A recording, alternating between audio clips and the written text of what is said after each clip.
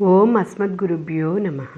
కాశ్యపాన్వయ సంజాతం నారాయణపదాశ్రితం శ్రీమన్నారాయణం వందే యతీశ్వరశ్రియాజుషుం.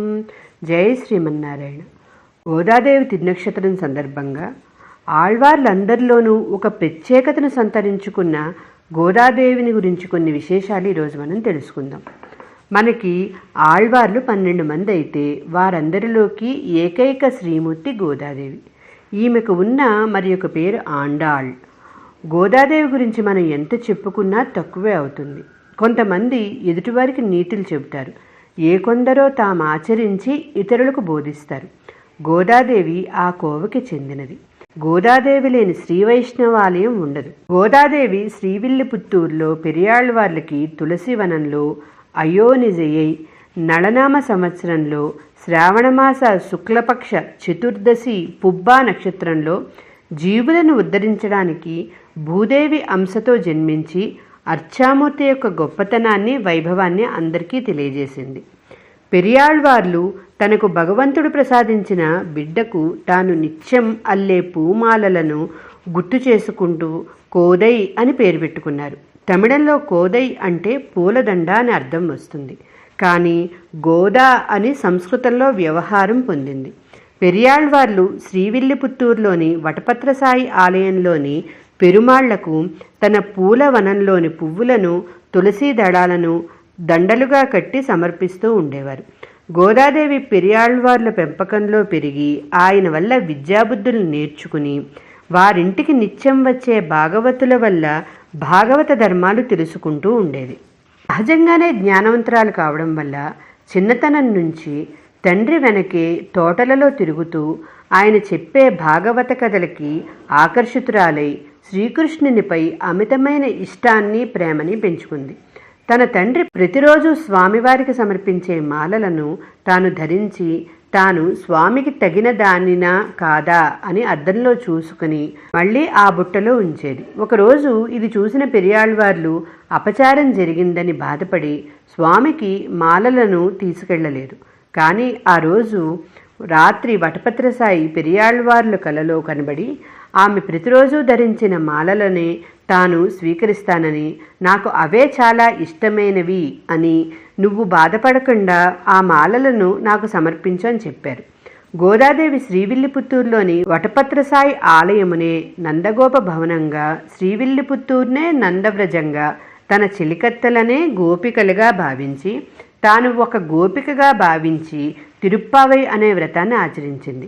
ఆ భావనలో శ్రీకృష్ణుణ్ణే భర్తగా పొందింది. 108 దివ్యదేశాలలోని స్వాముల కథలన్నీ విని శ్రీరంగంలోని శ్రీరంగనాథుడే ఆ శ్రీకృష్ణునిగా భావించి వారినే పెళ్లి చేసుకోవాలని నిశ్చయించుకుంది. ఆమె మనసులోని కోరికను తెలుసుకున్న పెరియాళ్వారు అర్చామూర్తిగా ఉన్న శ్రీరంగనాథుడు ఆమెను స్వీకరించునా అని ఆందోళన చెందాడు. ఒకనాడు ఆళ్వార్ల కలలో శ్రీరంగనాథుడు దర్శనమిచ్చి, నీ కుమార్తెను నేను పరిణయం చేసుకుంటాను అని పలికాడు.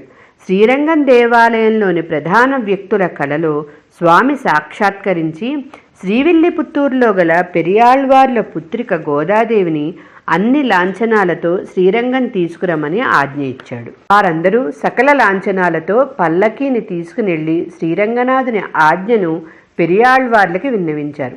ఈ విషయం పెరియాళ్వార్ శిష్యుడైన పాండ్యరాజైన వల్లభదేవునికి తెలిసి మహావైభవంగా శ్రీవిల్లిపుత్తూరు వచ్చారు.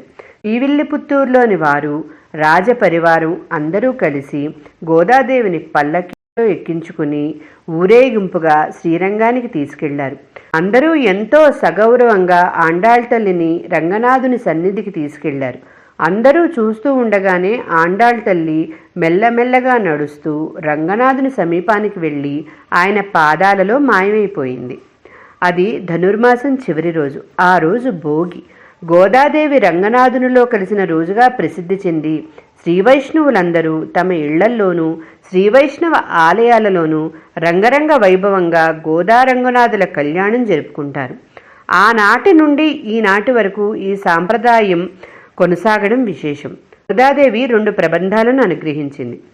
అందులో ఒకటి తిరుప్పావై 30 పాసురాల గ్రంథం, రెండవది నాచియార్ తిరుముజి, ఇది 143 పాసురాల గ్రంథం. ఈ 2 ప్రబంధాలు ముదలాయర దివ్య ప్రబంధంలోనివి. జీవులు ఉజ్జీవించాలంటే 3 ఉపాయాలు చెప్పింది గోదాదేవి. వాటిలో మొదటిది నిత్యం భగవంతుని నోరారా మనసారా కీర్తిస్తూ ఉండడం. రెండవది భగవంతునికి ప్రీతితో పుష్పకైంకర్యం చేయడం. మూడవది భగవంతునికి శరణాగతి చేయడం, అంటే ప్రపత్తి చేయడం. ఈ 3 తాను ఆచరించి అర్చారూపంలో ఉన్న స్వామిని కూడా మనం పొందగలం అని నిరూపించిన గొప్ప మహానుభావురాలు గోదాదేవి. ఇప్పుడు మనం కొద్దిగా ఆండాళ్ తల్లి రచించిన ఆ దివ్య ప్రబంధాల గొప్పతనాన్ని తెలుసుకుందాం. ప్రబంధ నిగమనం అంటూ తిరుక్కార్తిలో దివ్య ప్రబంధాలు అనుసంధానం చెయ్యకూడదు అనే నియమం ఉంది. కానీ గోదాదేవి అనుగ్రహించిన తిరుప్పావై మరియు తొండరడిప్పొడి ఆళ్వార్ అనుగ్రహించిన తిరుప్పళ్ళియోచి అనే దివ్య ప్రబంధాలు మాత్రం అనుసంధానం చేయవచ్చునని పెద్దలు నియమించటం ఈ ప్రబంధాల యొక్క గొప్పతనం. గోదాదేవి వైభవాన్ని మనం ఎంత చెప్పుకున్నా తక్కువే అనిపిస్తుంది. తిరుప్పావే ప్రబంధం ద్వారా సామాన్య జనులు కూడా తరించాలనే సంకల్పంతో వ్రతాన్ని అందరికీ చెప్పి తాను చేసి తరించి నిరూపించింది. ప్రతి ధనుర్మాసంలోనూ మన అందరం ఆ వ్రతాన్ని చేసి తరిద్దాం. ఓం అస్మద్గురుభ్యో నమః. జై శ్రీమన్నారాయణ.